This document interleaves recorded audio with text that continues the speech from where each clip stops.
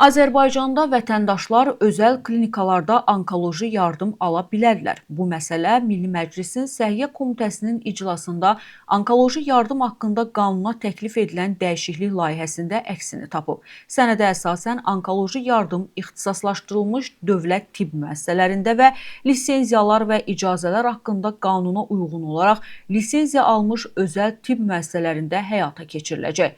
Belə ki, özəl tibb fəaliyyəti haqqında qanuna əsasən özəl tibb müəssisələri və özəl tibbi praktika ilə məşğul olan şəxslərin göstərdiyi tibbi yardıma görə ödəniş, yəni bilavasitə xəstələrlə bağlanmış müqavilələr, üçüncü şəxsin xeyrinə müəssisə və vətəndaşlarla müqavilələr, icbari və könüllü tibbi sığorta üzrə göstərilən tibbi yardıma görə sığortaçılar ilə bağlanmış müqavilələr, xeyriyyə proqramları üzrə bağlanmış müqavilələr əsasında həyata keçirilir. Özəl tibb fəaliyyəti subyektlərinin tibbi xidmətlərinin göstərilməsi haqqında müqavilə bağlayıb bağlamamasından asılı olaraq ehtiyacı olan şəxslərə göstərilən təcili tibbi yardıma görə ödəniş göstərilən tibbi xidmətlərin müvafiq icra hakimiyyəti orqanının müəyyən etdiyi orqanın tariflərinə uyğun olaraq icbari tibbi sığorta vəsaitləri hesabına həyata keçirilir. Həmçinin özəl tibb müəssisələri və özəl tibbi praktika ilə məşğul olan fiziki şəxslər tərəfindən göstərilən tibbi xidmətlər üzrə bir əməliyyat çərçivəsində 500 manatdan artıq olan hesablaşmalar üzrə ödənişlər nağdsız hesablamalar haqqında qanuna uyğun olaraq yalnız nağdsız qaydada həyata keçirilir. Onkoloji xəstələrə müalicə diaqnostika yardımı fərdi müraciət və ya müalicə profilaktika müəssisələrinin göndərişi əsasında ixtisaslaşdırılmış onkoloji müəssisələrdə göstərilir. Onkoloji xəstələrin dövlət tibb müəssisələrində müayinəsi və müalicəsi üzrə tədbirlər dövlət büdcəsi vəsaiti hesabına maliyyələşməlidir. Əhalinin sağlamlığının qorunması haqqında qanunun pasiyentin öz razılığı ilə həkimi, o cümlədən müalicə həkimini və müalicə profilaktika mütəxəssisini keçmək hüququnu təsbit edir. Yəni, pasiyent öz iradəsi ilə dövlət və ya özəl tibb müəssisəsində müalicə almaq hüququna malikdir. Lakin onkoloji yardım haqqında qanuna əsasən vətəndaşlar yalnız ixtisaslaşdırılmış dövlət tibb müəssisələrində xidmət ala bilərlər. Bəs bugün, əgər bu təklif qəbul olunarsa, o zaman özəl klinikalarda bu müalicələri, əməliyyatları ümumiyyətlə aparmaq mümkündürmü? Bugün bu şərait varmı? Bu barədə həkim ekspert Abbas Bağırov danışıb. İzləyək. Azərbaycan Respublikasının ərazisində onkoloji yardım haqqında qanuna əsasən onkoloji xəstəliklərin müalicəsi yalnız dövlət tibb müəssisələri tərəfindən icra oluna bilər. Özəl müəssisələrdə onkoloji xəstəliklərin müalicəsi haqqında fikirlər getsə də, söhbətlər getsə də, hələ ki bu haqda təsbit olunmuş bir qanun mövcud deyil. Odur ki, özəl müəssisələrdə onkoloji xəstəliklərin müalicəsi haqqında aparılan hər hansı bir tədbirlər inzibati məsuliyyət yaradır. Bu, unudulmamalıdır. İkinci bir tərəfdən onu qeyd etmək istərdim ki, onkoloji xəstəliklərin müalicəsi deyəndə sadəcə bəsit bir prosesin müalicəsi yaxud profilaktikası nəzərdə tutulmur. Proqnozu nikbin olmayan xəstəliklər qrupuna aid olan onkoloji xəstəliklər xüsusi ixtisaslaşmış kollektiv, icraçı düşüncələr və elmi bilikləri və təcrübəsi üstə düşən kadrlar tələb edir.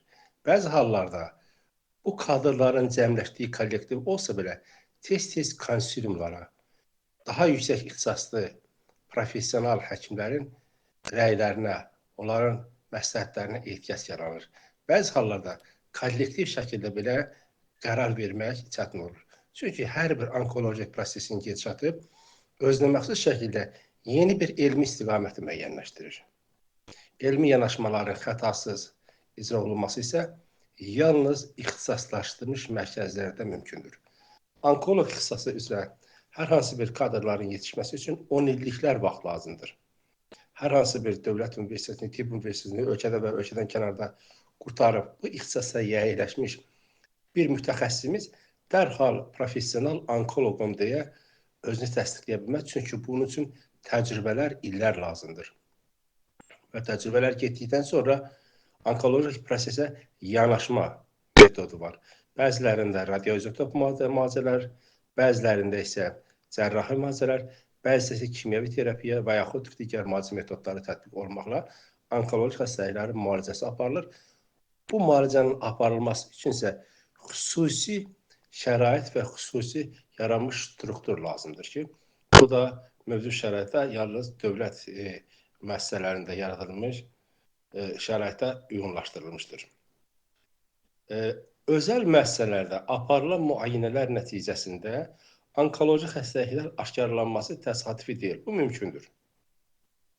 O demək deyil ki, hər hansı bir pasiyentimiz onkoloji xəstəliyin olub-olmamasını müəyyənləşdirmək üçün mütləq onkoloji mərkəzlərə üz tutmalıdır.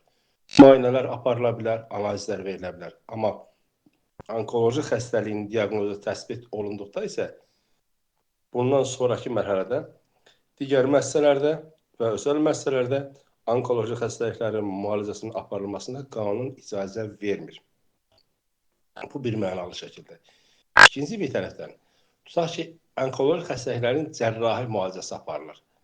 Cərrahi müalicəsi əgər onkoloji xəstəlik əməliyyatdan sonraki dövrdə təsbit olunursa, sonraki müalicə yenə də onkoloji mərkəzlərə, ixtisaslaşmış mərkəzlərə həvalə olunmalıdır.